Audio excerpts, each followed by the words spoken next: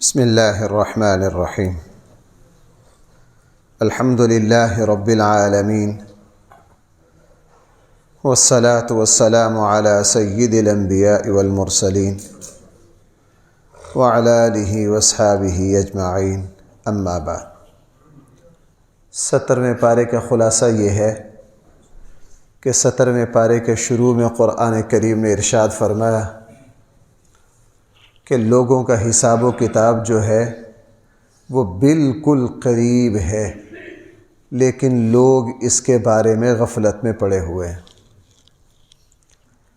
لوگوں کا حساب و کتاب بالکل قریب ہے، لیکن لوگ اس کے بارے میں غفلت میں پڑے ہوئے ہیں۔ یہ حساب و کتاب لینا کس نے ہے؟ اس ذات نے لینا ہے جس سے کوئی راز چھپا نہیں رہ سکتا۔ ایسا ممکن ہے کہ بہت سی باتیں ہم کر کے بھول گئے ہوں، لیکن ایسا نہیں کہ اللہ تعالیٰ بھی ان کو بھول جائے۔ اس لیے فرمایا لوگوں کا حساب جو ہے وہ بالکل آن کھڑا ہے، اور یہ اس کے بارے میں غفلت کا شکار ہے۔ موت آتے ہی جاتے ہی قبر میں بھائی کتنے سوال ہونے ہیں؟ 3 سوال۔ اسی سے اگلی منزل طے ہو جانی۔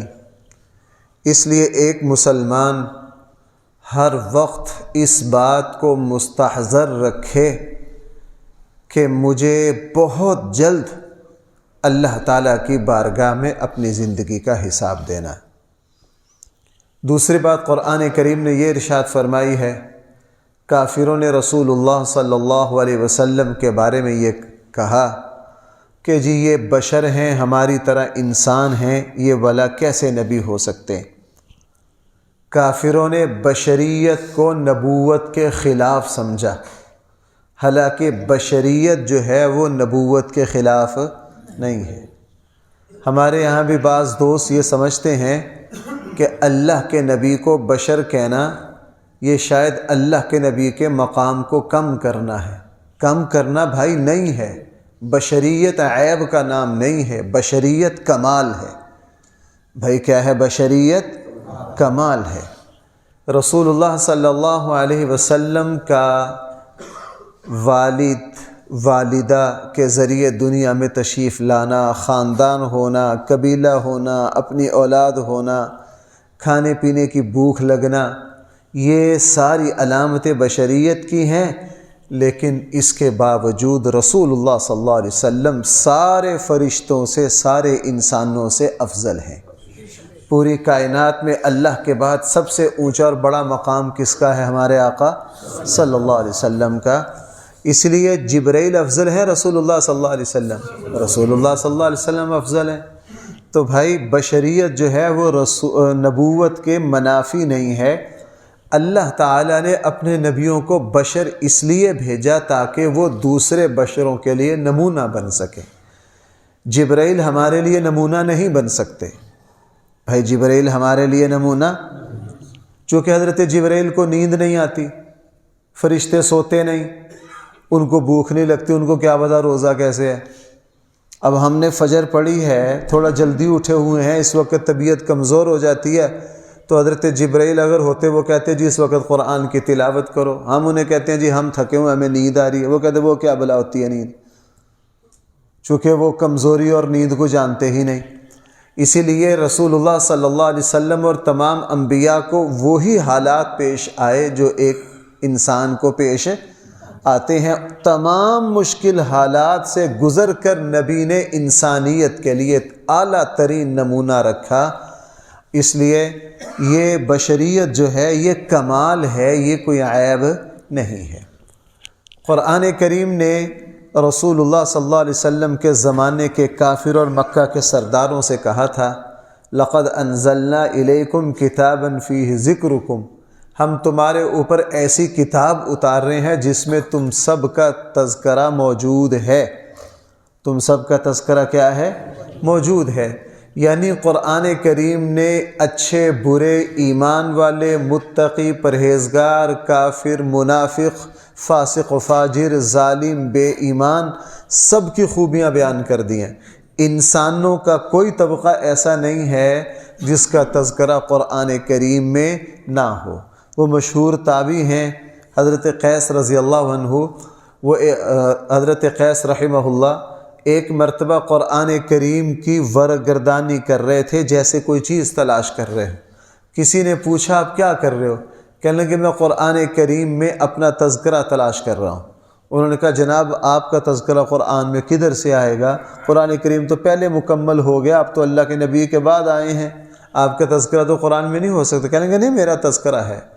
وہ جس نے سوال کیا تھا اس نے سمجھا شاید میرے ساتھ مذاق کر رہے ہیں، وہ بھی خاموش ہو گئے۔ وہ کافی دیر قرآن پر دیکھتے رہے، جب فارغ ہو گئے تو انہوں نے ایسے بطور دل لگی پوچھا کہ جی آپ کو آپ کا تذکرہ مل گیا قرآن میں؟ کہنے لگا جی مل گیا۔ وہ بڑے حیران ہوئے، کہنے لگا کہاں ہے آپ کا تذکرہ؟ کہنے لگا میں نے قرآن میں 3 طرح کے لوگ دیکھے ہیں، ان میں سے ایک پارٹی میں بھی شامل ہوں۔ میں نے قرآن کریم میں ایک وہ لوگ دیکھے جو بڑے صاحب ایمان، بڑے متقی پرہیزگار ہیں، قرآن ان کو کہہ رہا ہے یہ مومن ہے، یہ متقی ہیں، یہ بہت اعلیٰ لوگ ہیں، قرآن ان کی صفات بیان کر رہا ہے۔ تو میں نے چیک کیا کہ میرے اندر یہ صفات نہیں ہیں، میں اس ٹیم کا حصہ، اس جماعت میں سے نہیں۔ قرآن کریم دوسروں کو فاسق کہہ رہا ہے، فاجر کہہ رہا ہے، کافر کہہ رہا ہے، ظالم کہہ رہا ہے، اور ان کا حشر جہنم بتا رہا ہے۔ تو میں نے اپنے آپ کو چیک کیا، میں نے کہا میں ان میں سے بھی نہیں ہوں، میں اللہ پر ایمان رکھتا ہوں، میں ظالم نہیں ہوں، میں کافر نہیں ہوں۔ قرآن کریم نے پھر تیسرے لوگوں کا تذکرہ کیا کہ جو ایمان والے ہیں لیکن بھولتے بھی ہیں، غلطی بھی کرتے ہیں، کوتاہی بھی کرتے ہیں، اللہ سے توبہ بھی کرتے ہیں، معافی بھی مانگتے ہیں۔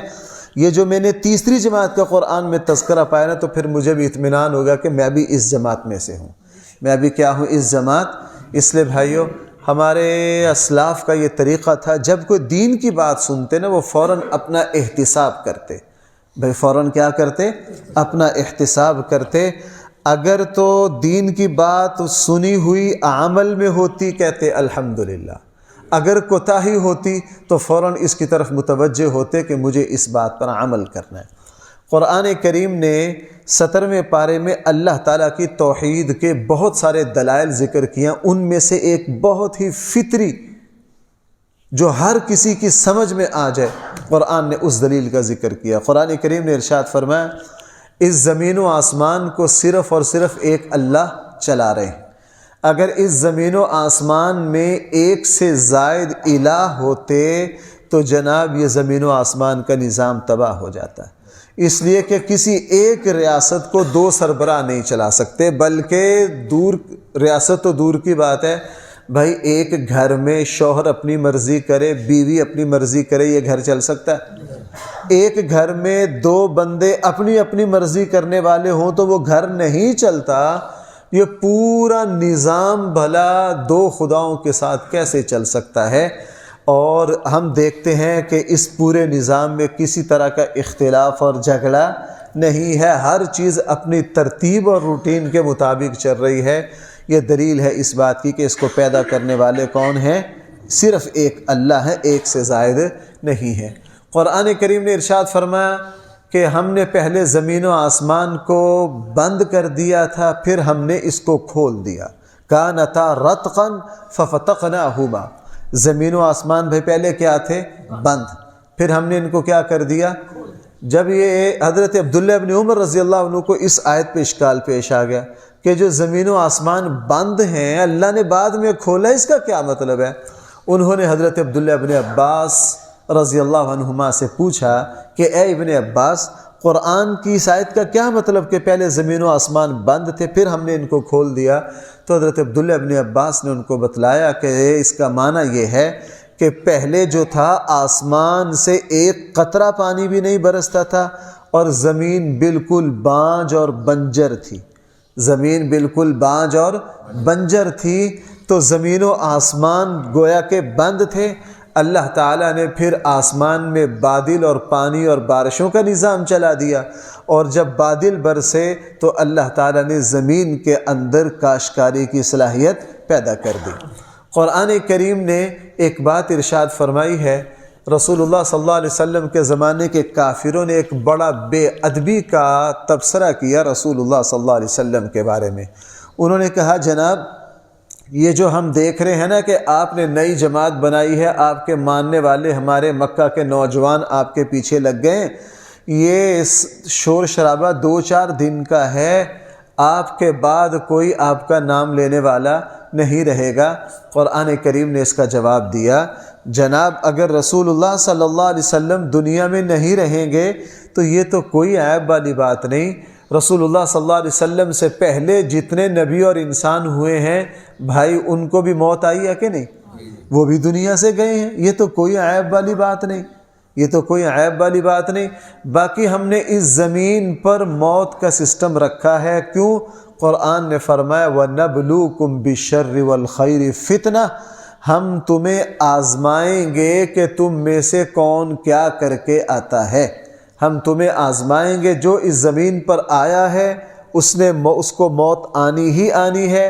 اللہ تعالیٰ نے مجھے اور آپ کو یہاں اس لیے بھیجا ہے تاکہ اللہ جل جلالہ ہماری کیا کریں؟ آزمائش کریں۔ کسی کو مالداری کے ذریعے آزمایا جائے گا، کسی کو غربت کے ذریعے، کسی کو جوانی کے ذریعے، کسی کو بڑھاپے کے ذریعے، مختلف آزمائشیں ہیں یہاں۔ ہر حالت، ہر مسلمان کی ہر حالت بھائی کیا ہے؟ آزمائش ہے۔ رسول اللہ صلی اللہ علیہ وسلم نے فرمایا مومن کسی حالت میں بھی گھاٹے اور خسارے میں نہیں ہے۔ بھائی یہ بات یاد رکھنے والی ہے، اس سے زندگی میں بہت فائدہ ہوتا ہے۔ حضور نے کیا فرمایا؟ کوئی کسی بھی حالت میں مومن جو ہے وہ نقصان پانے والا نہیں۔ اگر اس کے حالات اچھے ہوں یہ اللہ کا شکر کرتا ہے، اور اگر اس کے حالات میں مشکل آ جائے تو یہ صبر کرتا ہے۔ اللہ تعالیٰ کسی کو مالداری دے کر آزمائیں گے کہ میرا شکر کرتا ہے یا نہیں، اور پھر بالکل ایسا بھی ہے کہ اللہ اسی بندے سے مال واپس لے کے اس کو غربت دے دیں، پھر اللہ اس کو چیک کرے کہ آیا یہ صبر کرتا ہے یا نہیں۔ قرآن کریم نے انسان کے بارے میں فرمایا کہ ہم نے انسان کو جلد باز بنایا۔ بھائی ہم نے انسان کو کیا کیا ہے؟ بھائی ذرا میری ایک بات سننا، یہ صورتحال مجھے اور آپ کو ہم سب کو پیش آتی ہے۔ رسول اللہ صلی اللہ علیہ وسلم کے زمانے میں بعض صحابہ کو یہ خیال آیا کہ یہ جو اللہ کے دشمن ہیں، یہ جو کافر ہیں، اللہ کے دشمن ہیں، اللہ تعالیٰ ان کو جلدی پکڑ کیوں نہیں لیتے؟ ہمیں بھی یہ اشکال آتا ہے یار اللہ تعالیٰ اسرائیل کو تباہ کیوں نہیں کر دیتا؟ کیوں بھائی 50-60 سال سے ظلم کر رہا اللہ تعالیٰ اسرائیل کو تباہ کیوں نہیں کر دیتے؟ رسول اللہ صلی اللہ علیہ وسلم کے زمانے میں بعض صحابہ یہ کہ اللہ تعالیٰ ان کافروں کو پکڑ کیوں نہیں لیتے؟ اللہ تعالیٰ نے فرمایا تم جلد باز ہو، تم چاہتے ہو کہ ہر کام جلدی ہو جائے، ہر کام کیا ہو جائے؟ اگر ہم جلدی پکڑ لیتے تو خود صحابہ اکرام میں بھی بھائی بہت بڑی تعداد وہ تھی جو شروع میں اسلام اور حضور کی کیا تھی؟ اگر اللہ تعالیٰ پکڑ لیتے تو حضرت عمر جیسوں کو ایمان لانے کا موقع ملتا؟ حضرت عمر رضی اللہ عنہ تو کس کے لیے آئے تھے؟ رسول اللہ صلی اللہ علیہ وسلم کو توبہ نعوذ باللہ قتل کے لیے آئے تھے۔ اگر اللہ تعالیٰ پکڑ لیتے تو حضرت عمر کو سنبھلنے کا موقع؟ فرمایا کہ تم انسان یہ چاہتے ہو کہ جس سے میری دشمنی ہو میں اس سے فوراً انتقام لے لوں، اس سے فوراً بدلہ لے لوں، تم جلد بازی کرتے ہو۔ فرمایا کہ یہ تمہارا مزاج ہے جلد بازی، جو تمہارے لیے نقصان دہ ہے۔ اللہ تعالیٰ جلد باز نہیں ہے، اللہ تعالیٰ ہر کام کا ایک وقت اور ایک موقع ہوتا ہے۔ اللہ تعالیٰ اسی نظام کے تحت تمام معاملات کو اس دنیا پہ چلاتے ہیں۔ قرآن کریم نے اس بارے میں دوبارہ یہ بات ارشاد فرمائی کہ کل قیامت والے دن میزان نامہ اعمال ترازو نصب کیے جائیں گے اور تمہارے عملوں کو تولا جائے گا۔ بھائی تمہارے عملوں کو کیا کیا جائے گا؟ ہاں، کسی جگہ یہ نہیں ہے کہ تمہارے عملوں کو گنا جائے گا، ہر جگہ یہ ہے کہ تمہارے عملوں کو کیا کیا جائے گا، یعنی وہاں عمل کی مقدار نہیں دیکھی جائے گی، وہاں عمل کا معیار دیکھا جائے گا۔ اللہ تعالیٰ کے یہاں عمل کی مقدار نہیں دیکھی جائے گی، اللہ تعالیٰ کے یہاں بھئی کیا دیکھا جائے گا؟ عمل کا معیار دیکھا جائے گا۔ جس نے اللہ کے لیے کوئی کام کیا، اگرچہ وہ چھوٹا ہوگا لیکن وہ معیار میں بہت اعلیٰ ہوگا۔ قرآن نے کسی جگہ یہ نہیں کہا تمہارے عملوں کو گنا جائے گا، ہر جگہ یہ کہا تمہارے عملوں کو تولا جائے گا۔ تم عمل کے معیار کی طرف توجہ رکھو، عمل کی تعداد کی طرف توجہ نہ رکھو۔ اور قرآن کریم نے پھر بہت سے نبیوں کا تذکرہ کیا، بطور خاص ابراہیم علیہ السلام کا، چونکہ شرک کو مٹانے میں اور شرکیہ قوتوں سے مقابلہ کرنے میں حضرت ابراہیم علیہ السلام نے بڑی قربانیاں دی، حکومت وقت سے ٹکرائے، پوری اپنی قوم سے ٹکرائے، پورے معاشرے سے ٹکرائے، اور پھر آخر میں انہوں نے ابراہیم علیہ السلام کو آگ میں جلانے کا فیصلہ کیا۔ صحیح بخاری میں ہے، حضرت عبداللہ ابن عباس فرماتے ہیں حضرت ابراہیم علیہ السلام نے بطور خاص، اور ہر نبی نے جب بھی کوئی مشکل وقت آیا، ابراہیم علیہ السلام کو بھی جب آگ میں پھینکا جانے لگا تو ابراہیم علیہ السلام کی زبان پر یہ کلمہ آیا، حسبی اللہ و نعم الوکیل، میرے لیے میرا اللہ ہی کافی ہے۔ اللہ نے پھر دکھایا کہ اے ابراہیم میں آپ کے لیے کیسے کافی ہوتا ہوں۔ اللہ تعالیٰ نے آگ سے بچا لیا، اللہ تعالیٰ نے آگ سے بچا لیا۔ اس لیے ابراہیم علیہ السلام کی زندگی کا یہ پہلو مجھے اور آپ کو یہ بتلا رہا ہے کہ مومن مسلمان جو ہے وہ باطل کے سامنے ڈھیر نہیں ہو جاتا۔ ہماری صورتحال کیا ہے؟ اگر بیٹا کو غلط کام کر رہا، ہم کہتے ہیں جی میں کیا کر سکتا ہوں، میرا بچہ میں اس کو کیا سمجھاؤں۔ نہیں، ابراہیم علیہ السلام کی سیرت مجھے اور آپ کو یہ بتاتی ہے غلط کو ہر حال میں غلط کہنا ہے، غلط سے سمجھوتا نہیں کرنا، اور اگر مشکل آ جائے تو پھر بھروسہ کس پر کرنا ہے؟ اللہ پر کرنا ہے۔ اللہ تعالیٰ نے بھائی اس 17ویں پارے میں بہت سے نبیوں کا ذکر کیا ہے، ہر نبی کے ساتھ قرآن یہ کہہ رہا نادا۔ بھائی ذرا میں کیا بات عرض کر رہا ہوں؟ وَنُوحًا إِذْ نَادَى وَأَيُّوبَ إِذْ نَادَى وَذَنُّونِ إِذْ ذَهَبَ مُغَاضِبًا فَظَنَّ أَن لَّن نَّقْدِرَ عَلَيْهِ فَنَادَى وَزَكَرِيَّا إِذْ نَادَى۔ نادا کا معنی پکارنا، نادا کا معنی کیا؟ ہم نے نادا، انہوں نے پکارا، اس نے پکارا۔ اور قرآن دوسری جگہ کہہ رہا ہے وَنُوحًا إِذْ نَادَى۔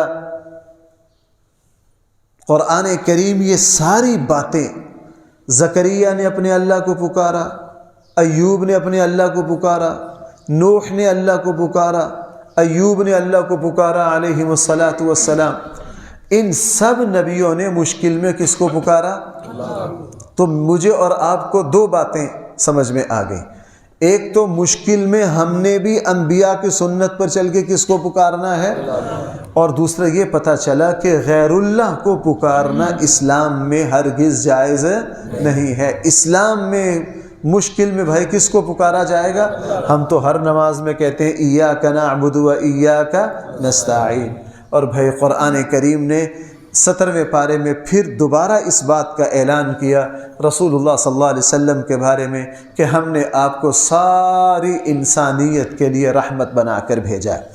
قرآن کریم نے 17ویں پارے میں ایک بڑی زبردست بات، ایک وہ برا طرز عمل، وہ ایک غلط رویہ جو ہم بھی اپناتے ہیں، قرآن نے منافقین کے بارے میں ذکر کیا وَمِنَ النَّاسِ مَن يَعْبُدُ اللَّهَ عَلَى حَرْفٍ فَإِنْ أَصَابَهُ خَيْرٌ اطْمَأَنَّ بِهِ وَإِنْ أَصَابَتْهُ فِتْنَةٌ انقلب عَلَى وَجْهِهِ۔ بھائی ذرا دیکھنا، قرآن کہہ رہا ہے منافقین نا کفر اور ایمان کے کنارے پر کھڑے ہو کر اسلام لائیں، اب دیکھ رہے ہیں اگر ان کو اسلام سے فائدہ ملے تو اسلام کی طرف آ جائیں گے، اگر اسلام سے فائدہ نہ ملے تو کدھر چلے جائیں گے؟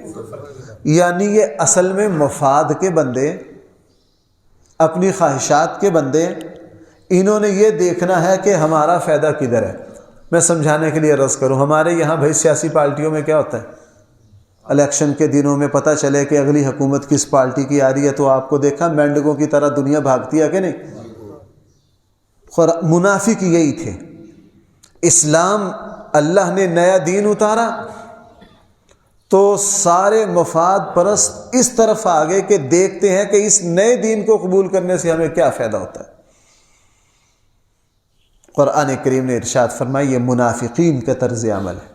اللہ معاف فرمائے آج کل ہم بھی یہ رویہ اپناتے ہیں، اگر دین کی بات سے ہمیں فائدہ پہنچتا ہو دین زندہ باد، اگر دین کی بات سے ہمیں فائدہ نہ پہنچے تو بھائی پھر ہم دین کو قبول کرنے کے لیے تیار ہیں۔ ایسے موقعوں پر میں اکثر یہ مثال دیا کرتا ہوں، وراثت کا اگر پتہ چل جائے نا کہ مجھے اپنے پردادے سے حصہ ملتا ہے تو ہم بھاگ کر جائیں گے کسی عالم دین سے فتویٰ لکھوا کے لائیں گے کہ مجھے بھی حصہ ملتا ہے، اور ادھر سے سگی بیٹی کو حصہ دینا ہوتا ہے، اس وقت ہمیں دین یاد نہیں آئے گا، کہیں گے اب نہیں کہیں گے کہ کسی عالم دین سے پوچھ لیں کہ بیٹی کو حصہ دینا ہے کہ نہیں، کیوں اب دینے پڑیں گے۔ لینے کی باری میں اسلام یاد آ جاتا ہے، دینے کی باری میں اسلام یاد نہیں آتا۔ فرمایا یہ کافروں کا طرز عمل ہے۔ اور بھائی قرآن کریم نے حج کا تذکرہ کیا، فرمایا ابراہیم علیہ السلام نے جب بیت اللہ کو تعمیر کیا تو اللہ تعالیٰ نے ان سے یہ کہا کہ آپ حج کا اعلان کیجئے اور لوگوں سے کہیے کہ اللہ کے گھر کا طواف کریں، حج کریں، یہاں ہم نے بڑی برکتیں رکھی ہیں تمہارے لیے، آ کے تم ان برکتوں کو سمیٹو، آ کے تم کیا کرو ان برکتوں کو۔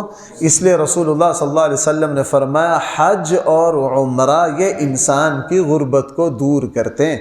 آج کل ہمارے یہاں حج کے بارے میں بہت بھاری رقم خرچ ہوتی ہے، لیکن بھائی آپ کسی بھی حاجی سے پوچھ لیجئے جس نے اس حج پر پیسے خرچ کیے ہیں، بعض دفعہ آدمی بہت زیادہ پیسے خرچ کرتا ہے، خود بھی حج پر چلا گیا، بیوی بھی ساتھ ہے، والدہ بھی ساتھ ہے، والد صاحب بھی ساتھ ہیں، اور آج کل کے اعتبار سے اگر 4 بندے حج پر جائیں تو تقریباً کوئی 60 65 70 لاکھ تو خرچ ہو ہی جائے گا۔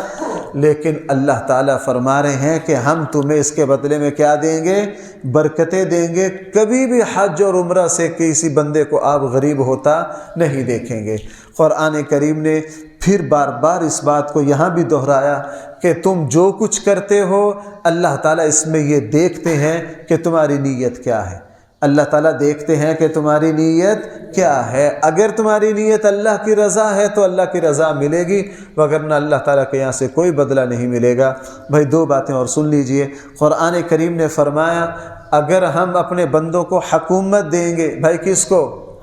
الذین ان مکناہم، حضور اور صحابہ کو خطاب ہے کہ اگر ہم ان کو حکومت دیں گے وہ ڈسکا کی سیوریج ٹھیک کر دیں گے، اگر ہم ان کو حکومت دیں گے تو یہ ڈسکا نہر کا پل ڈبل کر دیں گے۔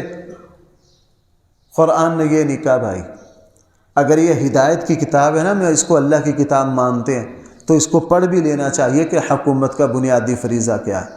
میں یہ نہیں کہہ رہا کہ ڈسکا کا پل اور فلانی بنانا چاہیے، حکومت کا کام ہے، لیکن یہ سارے کام نمبر 2 پر ہیں۔ قرآن یہ کہہ رہا ہے ان مکناہم فی الارض اقاموا الصلاۃ، ہم اپنے بندوں کو حکومت دیں گے وہ سب سے پہلے کیا کریں گے؟ اور ادھر ہمارے یہاں اگر ہماری نیشنل اسمبلی کا دروازہ بند کر لیا جائے نا کہ نماز سناؤ اسپیکر میں، ٹی وی پر سارے، کیوں بھائی؟ لائیو دکھایا جائے گا، سارے نیشنل اسمبلی کے جو ارکان ہیں وہ کیا سنائیں گے؟ آپ کو پتہ ہے کون کون سے کرشمے ہوں گے، پتہ نہیں کون کون سی نمازیں سنائیں گے، شیطان بھی حیران ہو جائے گا کہ یہ کون سی نمازیں ہیں۔ فرمایا ان مکناہم فی الارض اقاموا الصلاۃ، ہم اپنے ان بندوں کو حکومت دیں گے، یہ پہلا کام کیا کریں گے؟ نمبر 2 آتوا الزکاۃ، زکوٰۃ کا نظام لائیں گے تاکہ معاشرے سے کیا ختم ہو جائے؟ طرح طرح کے ٹیکس اور فضولیات ہیں۔ اگر مسلمان صرف صحیح طور پر زکوٰۃ دینے لگ جائے اور ہمارے یہاں زکوٰۃ کا شرعی نظام پورے ملک پر نافذ کر دیا جائے تو ٹیکسوں کی ضرورت ہی نہیں۔ اور دوسرا کام کیا کریں گے؟ اچھائی کا حکم دیں گے، حکومت ہر اچھائی کو پروموٹ کرے گی، اور برائی کو کیا کریں گے؟ ہمارے یہاں ماشاءاللہ بھی 2 دن پہلے حکومت نے ایوارڈ دیے ہیں، اس میں کون کون سے ہیں؟ سب بے حیا لوگ،